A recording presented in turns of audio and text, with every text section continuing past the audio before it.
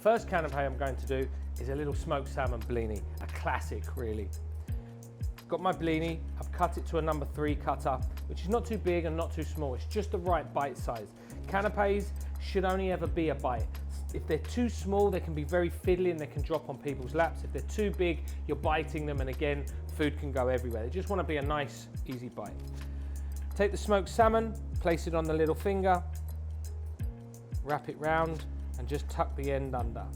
That will then sit on top of our blini. But before I put that on there, I'm just going to take a little bit of creme fraiche, squeeze it onto the canapé, and then I can place my smoked salmon on the top. And by wrapping it around my finger, it stands up. It's got a little bit of height to it. And then I'm going to put a little bit more creme fraiche here, okay, so that I can put a little bit of garnish on. And I've got a beautiful bit of dill here. It's going to sit on the top of my canapé. Now you can enhance this a little bit further. Maybe you've got a little bit of caviar, a little bit of caviar on top of there. Maybe make it that little bit extra special.